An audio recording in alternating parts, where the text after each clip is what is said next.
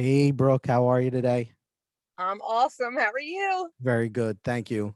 And Good. guys, you know what? Just to be just to full disclosure, we talk before we get on here, but that's like the best way that I found to like start this off. I feel so. I hope you don't mind. It's great. Excellent. All right, so go ahead, Brooke. You were going to say something. Yeah, I was just gonna say, I was gonna just run it up to, we talked a couple of podcasts ago about like our journeys and how they're all so different and about healing and what kind of happens after healing and how tough healing can be. And Chris was telling a story about a guy he knew who was an overcomer and had overcome a lot and who is seeing some blessings coming his way now. And we have him here. Yeah, so we were going to go ahead and interview him and just share someone else's story with all of you guys. So we'll go ahead and bring them in now. Mike, how are you, my friend? Hey, how are you? Awesome, brother. Good to see you. And thank you so much for joining us. I'm glad to be here. Absolutely. Glad to have you. I appreciate it. Hey, Brooke. Hi, Mike. So So Chris has known you a little bit. This is my first time meeting you, right? Yeah, first time. Yeah. go ahead, Brooke. Oh, so, we kind of like brushed on in the beginning about that, we all have different journeys. Healing looks different for all of us. Our journeys are so different from one another. But we were wondering, so we talked about your journey just a tad in a previous podcast. And I figured we'd start off with just kind of, a little picture of who you were before you kind of shifted and transitioned. Absolutely. So what kind of, before this healing, who was your personality? Like, who were you like a little bit, or, I'm sure you're a little different now, but what was this guy before healing? Okay. I mean, I could take up a whole show of who I was if I go far back enough, because I've changed, quite a bit. But growing up as a teenager, my father passed away when I was very young. I think I was 11 years old, and I had a single mom, and kind of didn't live in the greatest area in the world, and had a big struggle. So at the time, I didn't know it, but moving forward, I actively took that out on the world. I joined the Marine Corps. I got into bodybuilding. I was very aggressive, with a very, very short temper, but I always had a big heart, specifically if you knew me. I got into drugs for a long time. I met a woman who's my wife today, and she basically, without her, I wouldn't have changed. She's from Brazil. She's very spiritual. She has the patience of, more than anybody I've ever known. And she just walked me through this whole thing over the last 26 years, where I made some big gains, in the most recent changes have probably been within the last year or so. But if you were Wow. So she met you as is. Like, she met this other guy and there was something that she said, I dig him, but it was before, she saw something in you. Yeah. And of course I hit it well. I hit it well. But once, into the marriage, things started to surface. There was no more denying. She really dealt with me on like a yo-yo up and down roller coaster basis for a long time, a really long time. And only up until the last 2 years has it gotten to the point that she's completely happy, she's completely content. Our relationship is just amazing, and it's went through its phases, and she's able to see the massive change of who I was to who I am today. I mean, I was in jail, I was a criminal, I used drugs, I got involved with a lot of things. This person today wouldn't take a piece of candy from a store, so it was a dramatic change. That's Well, amazing. so obviously she loves you. You loved her from the jump. But when was it, like, when did you say, like, enough is enough? Did she tell you enough is enough? Or did something in you kind of know enough was enough? I think she never did. She did. She threatened, but she saw me trying during my addiction, during all my ups and downs. I never stopped trying. I did everything that was asked of me. I went to rehabs. I did everything. So, there were times where I was a little bit more resistant, I'm sure, but for the most part, I was a functioning drug addict. So I worked. I held a good job, and there was food on the table. We struggle here and there, but for the most part, she was in it for the long haul. She always told me that when she met me, she felt that she knew me. No doubt. Felt that she knew me, and she has stood by me through thick and thin. Now, you were saying that she has been touching on spirituality for like 26 years. Is that something that you never really resonated with? In and out times. My wife went down a path herself in the sense of spirituality. I mean, nothing like my path, but and it was like cardicism, it was all a couple of different types, maybe, a little bit of Ubanda in Brazil, just like who we are today is really pieced from all the different things we've been involved with and all the different people that we've met. Yeah. It's literally like a puzzle, so all of those little things, contribute to who we are exactly today. If you don't mind me asking, because I feel like this is such a crucial point in that you both felt like you knew each other, or at least she felt like she knew you prior or when you guys first met, but she's from Brazil and you're from the States. Mm-hmm. How did you meet? Well, I was working in a friend of mine's bartending school, and she was living in Manhattan, and the company was in Manhattan, and she was here on a visa and wanted to stay and wanted to become a bartender. So she came in to sign up, and then, it led to the first date. And I would think it was approximately 9 months after I met my wife that we were married. Wow. Yeah, it happened extremely quick. I knew that this was the person for me. She knew I was the person for her. And there was no doubts in either one of us once we met. So we really believed we're soulmates. Yeah, no doubt. Yeah, I'd say I agree. for Yeah. sure. I just love the idea that you guys are from like two parts of the world and just met like that. And soulmates, I completely agree with. And it's just that's a beautiful story. But Brooke, did you have something there? No, it was basically, so then what I was thinking was, so did you guys was this like a gradual crawl along the way for both of you in your journey? Or was there like something massive, like something that really impacted you, say 2 years ago, to really make this like solid change and feel different about who you are? It was a crawl. Yeah. It was a long caterpillar crawl. Yeah. It felt like an eternity, but something clicked recently, and like everything just fell into place. I was searching for more. I was going through my ups and downs. My wife put me in touch with Chris. Chris said some things that made sense. I focused on the things that he told me to focus on. And during that, I spent a lot of time on YouTube. I've studied everything from, quantum sciences and quantum entanglement and quantum physics to chakras and what each one means. And like, I'm a person who dives really deep when I'm interested into something.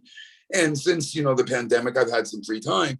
And the pandemic as well, being able to settle and not, work 45, 50 hours, 60 hours a week like I was doing, fed into it. There was so many different variables, but it was a really slow crawl, and probably a lot slower for my wife. Like I honestly would have given up. If I were in her shoes, I would have given up years ago. Mhm. Yeah.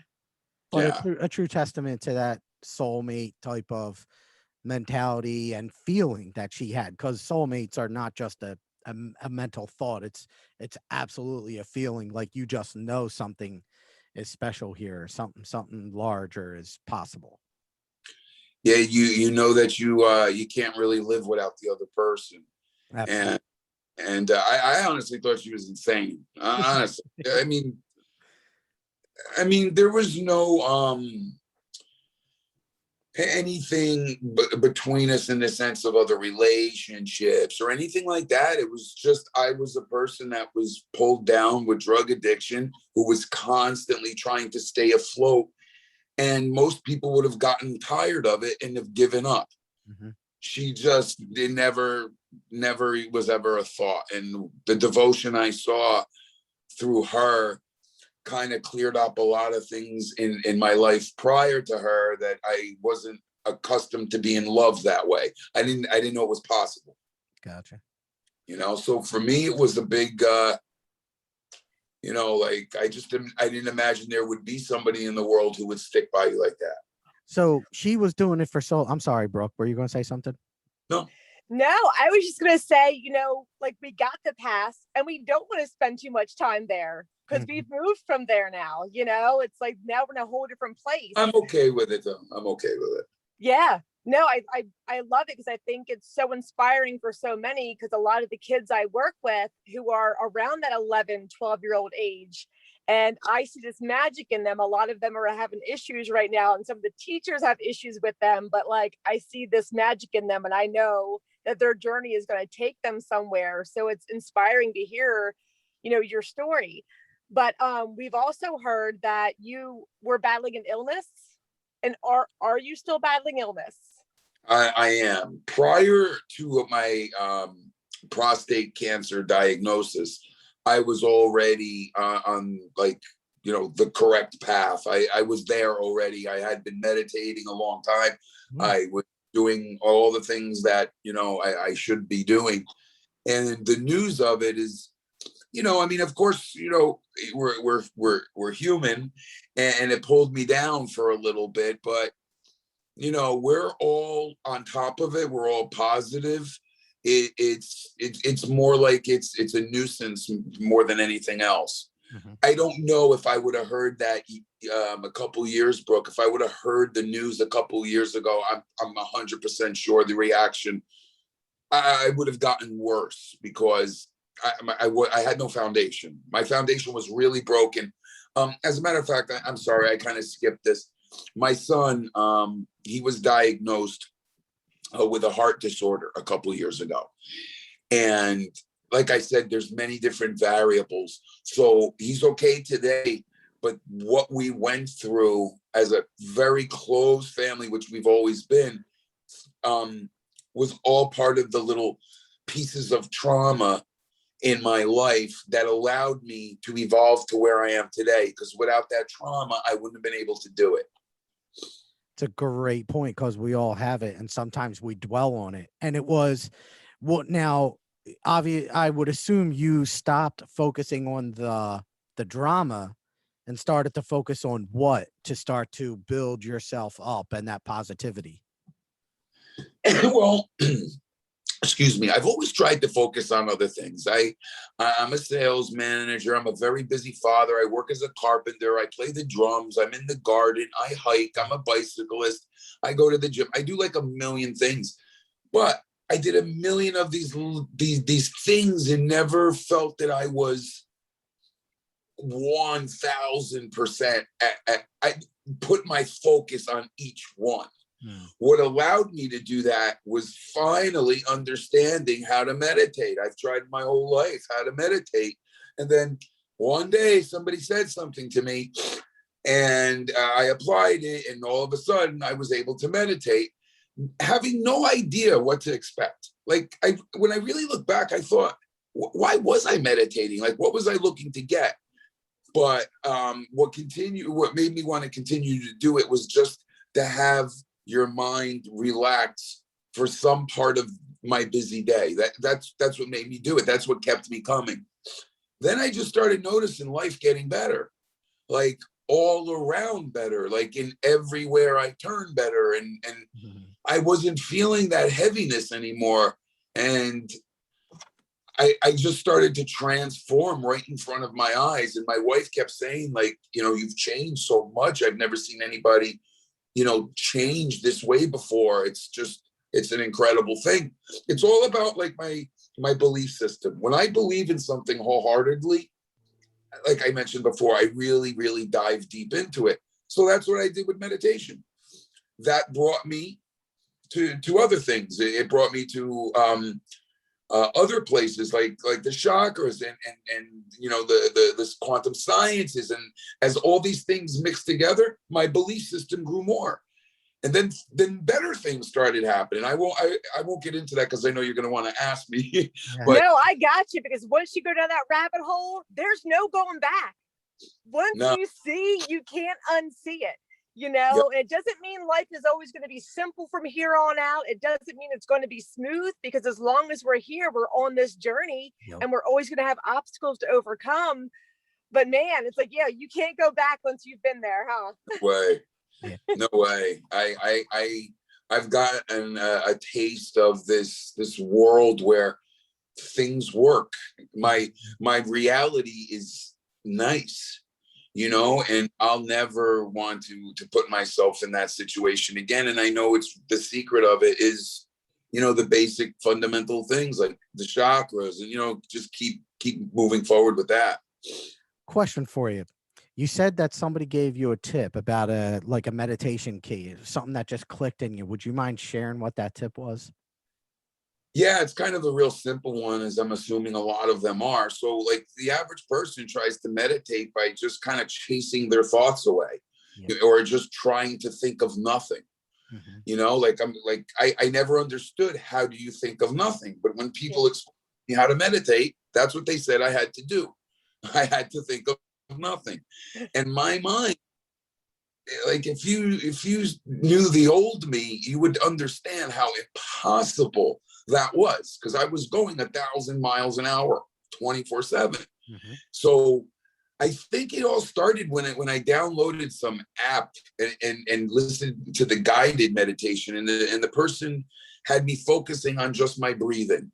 And nothing more than that. And I just was able to do that. And then when a thought came in, he explained how you would just gently nudge it aside and then pull everything back to where you were. And just that was enough. I was able to calm my mind down more. And then it just became like an addiction. I just wanted to do it all the time, every day. I felt like I had to. Yeah, I call it the meditative dance, what you just described, because that everybody does that, and everybody's mind will move away from your center, whatever that is. So yeah, that's awesome that you got that tip. That's cool. Was that Calm? Do you know the app that you downloaded? I've used Calm later. Actually, it was oh my God, it was an Australian. It's a very common, I mean, they've grown quite a bit since I used them, but I forgot what it is, but they're on Spotify. They have their own app, and it's an Australian man's voice, and it's a soothing voice, but it was really something clicked when I was like, okay, so it's not nothing. I'm supposed to focus on my breathing. That'll work, So did you ever, like, when you were meditating and you were like beginning to see these changes in your life, that were for the better? And because I'm curious about this.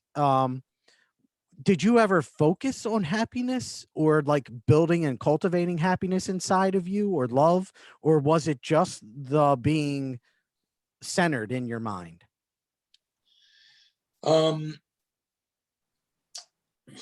That's a good question. The center didn't come for a while. I had a great support system with my family. We're a very, very tight family. My wife and 2 children. We do everything together. So I had this very strong support system. So the love was always there. I always had that backup. It was just calming my mind down just enough so that I could think. I mean, I've suffered a lot of trauma when I was younger. I was sexually abused when I was a child. And there were issues that I just didn't address. I thought to myself, well, it happened, but I'm an adult, I'm past it. But if you don't really get to the core of those things, they just manifest in different ways. And with me, it was drug use, it was fights, it was just negative things. Mm-hmm. So my wife got into the picture, and she kind of guided me down a road that made it a little bit easier for me. But like I said, it was an extremely long road. Yeah, because you bring up the abuse, and those are the times that kind of like these defense mechanisms kick in our body and put up that wall. Exactly. That where that tough side comes in, where that, wall comes in, and we get to this point in our lives where that's no longer a threat anymore. Some people hang on to that wall and don't bring it down. Mm-hmm. And the healing comes when you realize, okay, that tough side worked. I needed that then. And it maybe is what got me through that trauma, made me feel a little tougher after that. But then you get to a point where it doesn't serve you anymore. You don't need that wall. Mm-hmm. And it's like, it just seems like with you, it was like magic that when you got that wall out of the way, just all of you showed up. Yeah, it was an accumulation for so many times, Brooke, like a roller coaster. And then it was just the straw that broke the camel's back, the floodgates opened, whatever you want to call it. And I got a taste of like how I could be a person, and I ran with it. And I just started really applying myself. How people tell you have to have a positive attitude? Yeah, you do. But like, where do you get positivity from? You fake it till you make it. No, it didn't work. Not for me. I'm a person who really analyzes things, and it's always been, one of my problems, and I couldn't get past it. So once you are able to get past the trauma and understand what it was, it's almost like just there's weights lifted off your shoulder, and now you can fly. Yeah. Was it? Sorry, go ahead. Go ahead, Chris. No, I was just going to say, was it the meditation that helped you get past that trauma, or was it just the combination or the accumulation of everything else? The family, all their support, your calming the mind, what was it, a combination of everything, or? It was definitely a combination. I kind of put myself through my own type of therapy. I faced what was done to me. I cried about it. I talked about it to my family. I let it all out on the table till I did it several times until there's nothing left. And with each time I grew. Yeah. And I grew. But the point is just pushing it down and pretending it doesn't exist, along with all the other things I was pushing down, like my father dying when I was a little kid and all these other things. They just kept popping up. And it got to the point, like, I didn't want to lose my wife. I know what I put her through.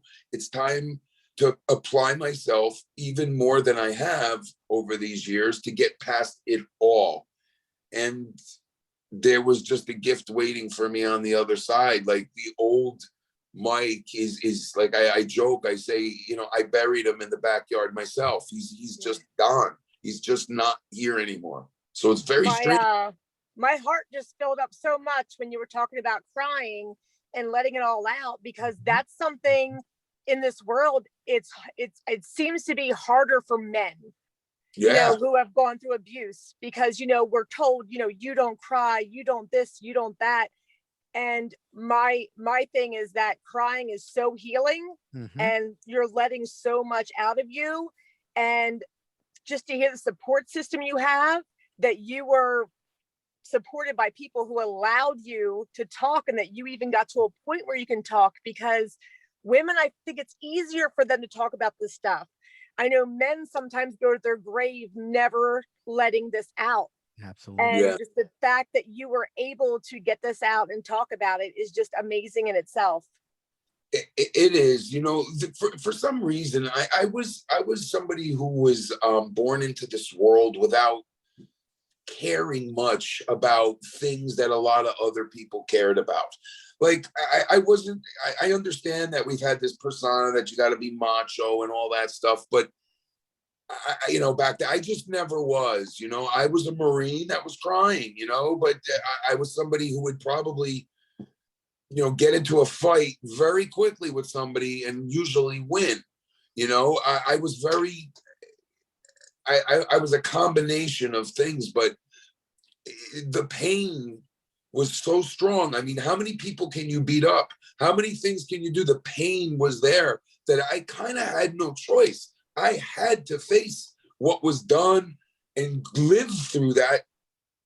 There was no option. It wasn't even like I was doing it to get better. It was like I had no option. It was like, this has to be done. Wow. You can't hold it anymore. So this is really cool that I just turned the car on a few minutes ago to check the time because I didn't want to keep you too long. And my radio was turned up. The song that was just on was David Bowie's Under Pressure. And you're just talking about how this builds up. And so I was like, how perfect that song, if you watch it back a few minutes ago, you might hear when I did that. But it was Under Pressure was the song that was on. There's no coincidences. There absolutely is not. I mean, I just feel your spirit, and I love your spirit so much. Mm-hmm.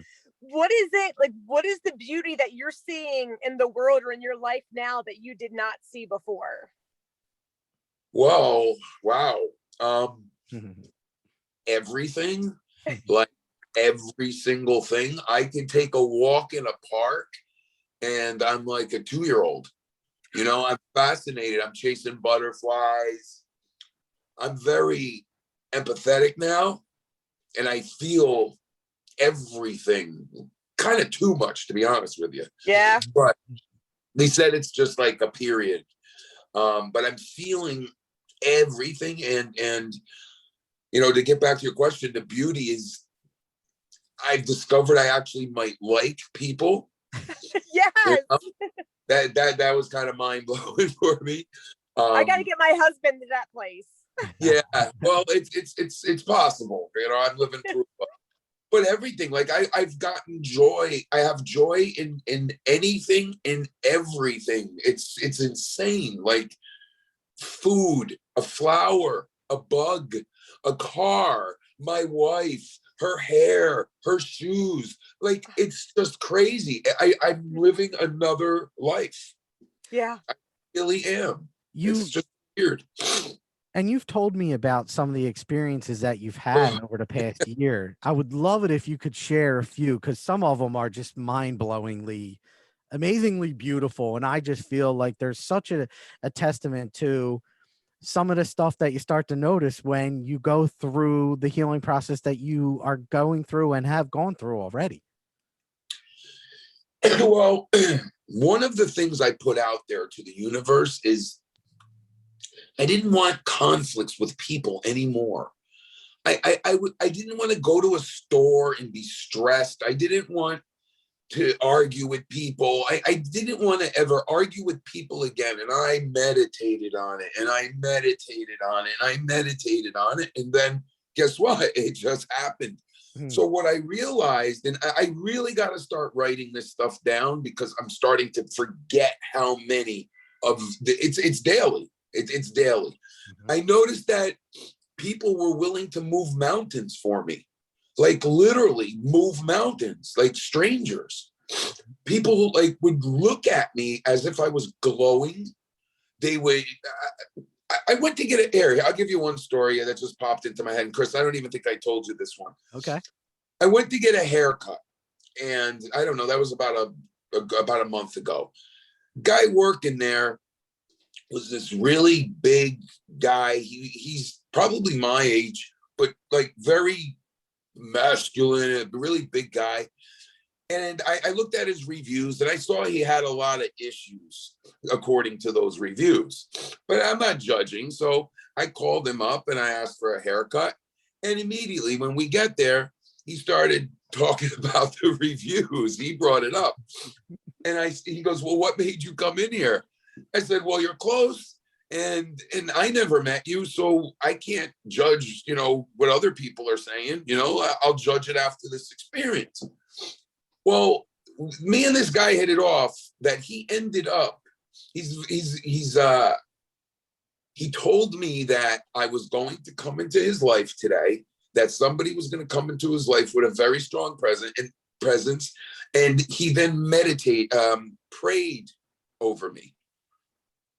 I'm in the barber chair. It's my first time in a barbershop here, and he was praying over me because he said I had such a strong aura about me. So like things like this are always happening. And then he told me that he wrote a book, and then he said, I want you to have this book, and he gave me a copy of the book, and the whole, like, he didn't even want to take my money. And this is the kind of stuff that, it just sounds so weird, but it's stuff like that. It's things that you're just amazed.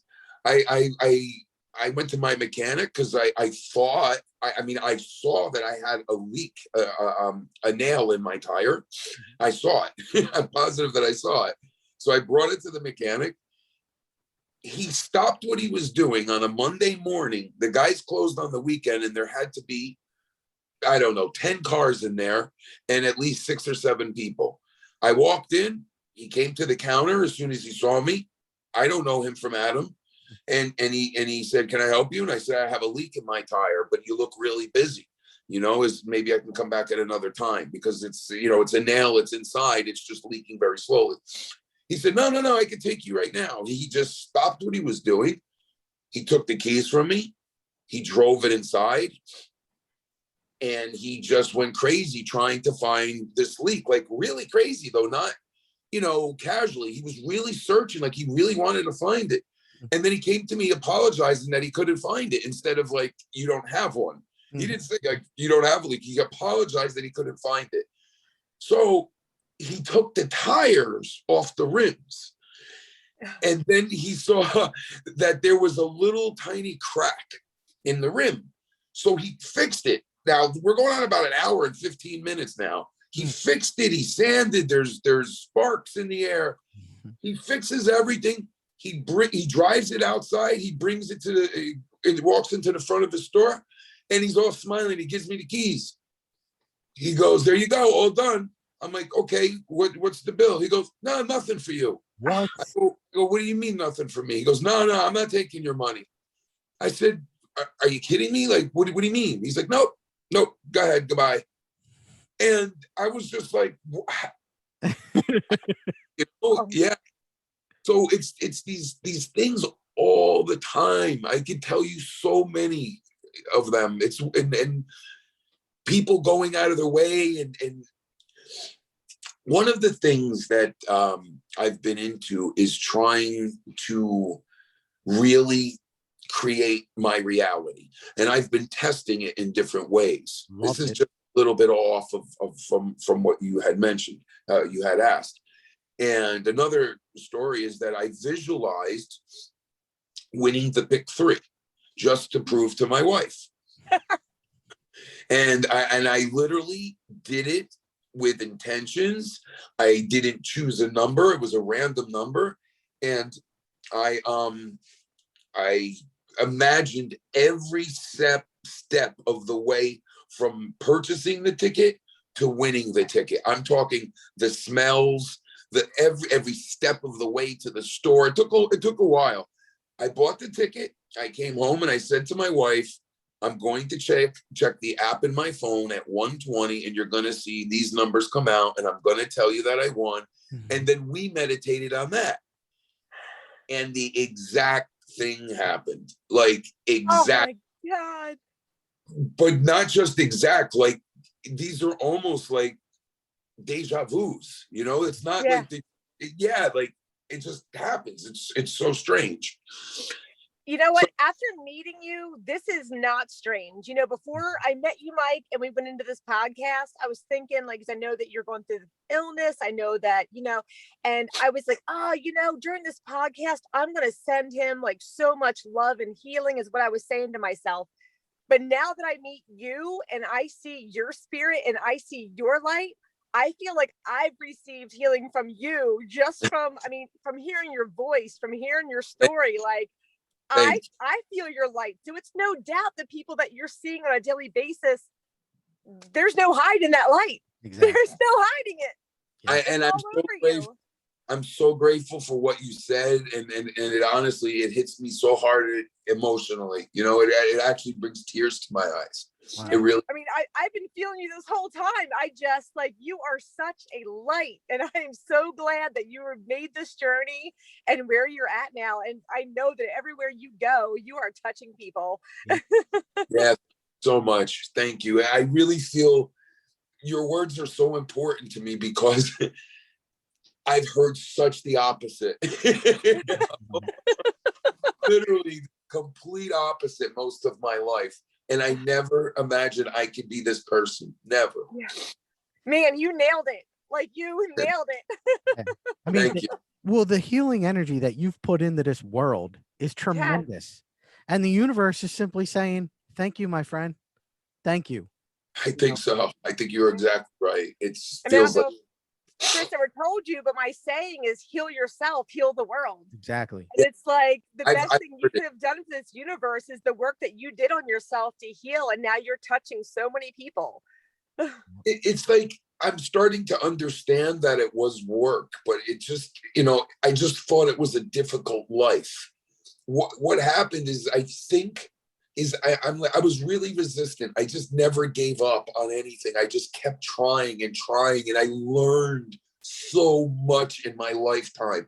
Like if I told you the people that I've met, the things that I've done, I could write a book. Everybody who knows me says I should write a book. I should absolutely write a book. So Yeah. all of that created this.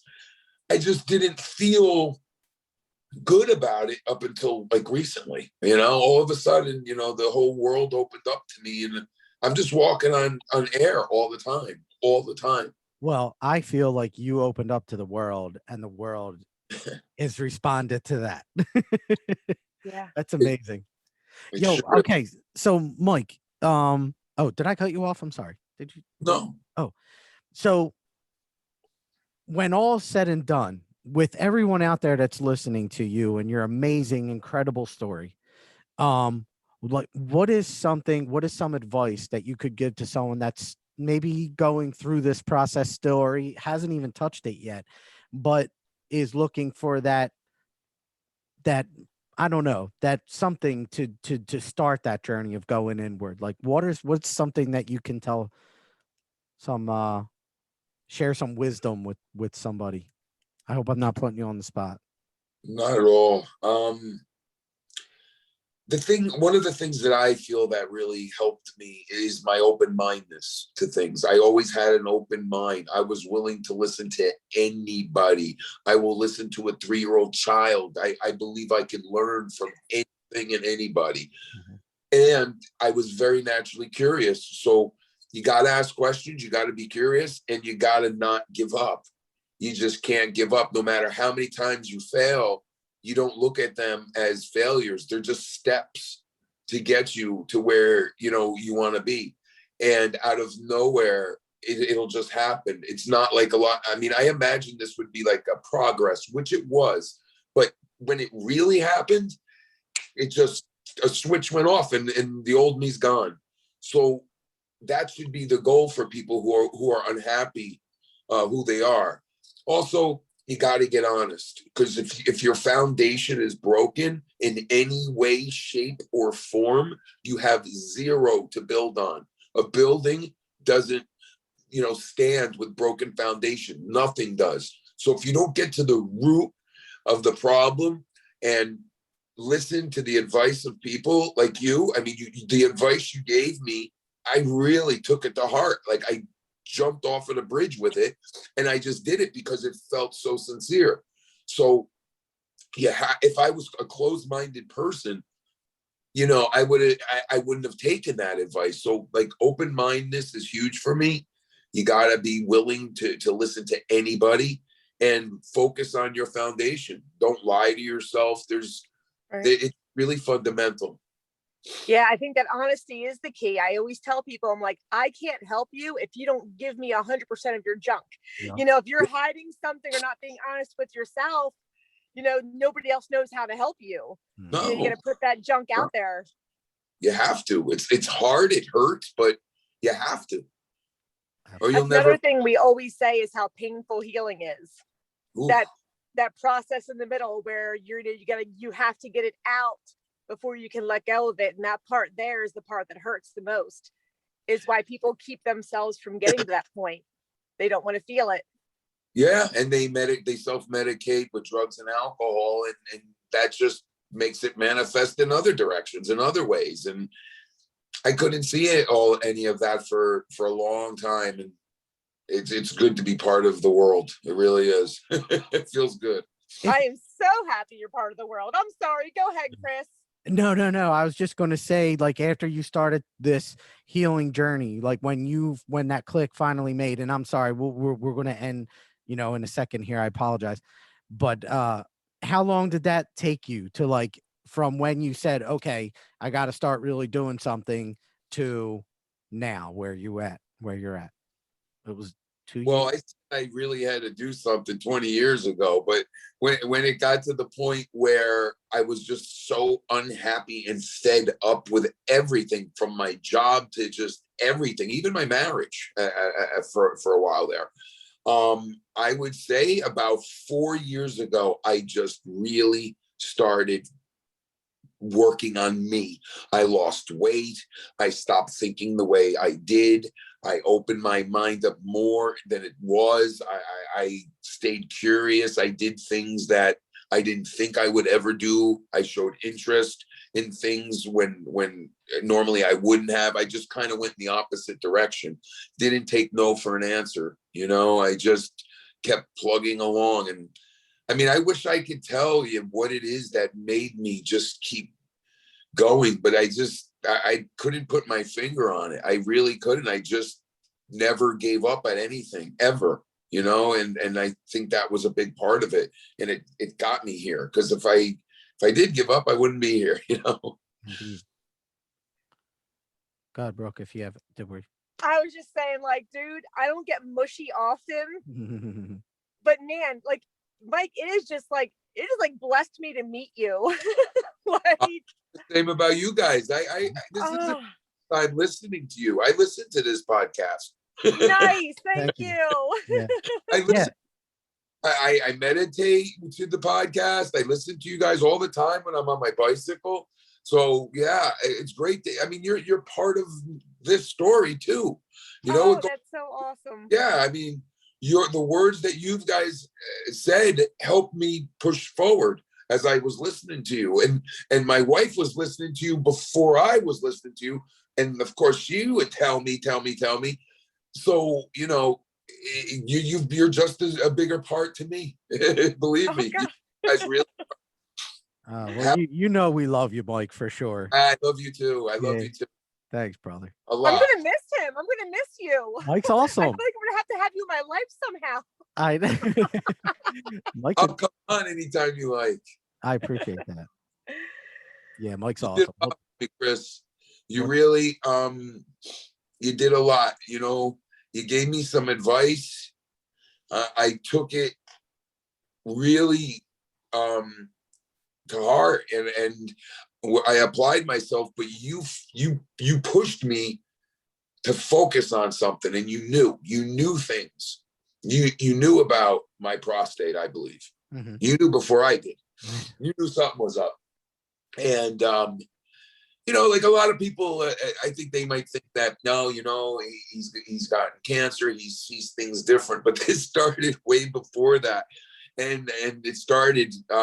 It really caught on fire after our conversation on that Sunday when your fan started going by itself. That's awesome. So I thank you so much. Hey, Mike, we thank you, brother. I mean, really, you did all the work, man.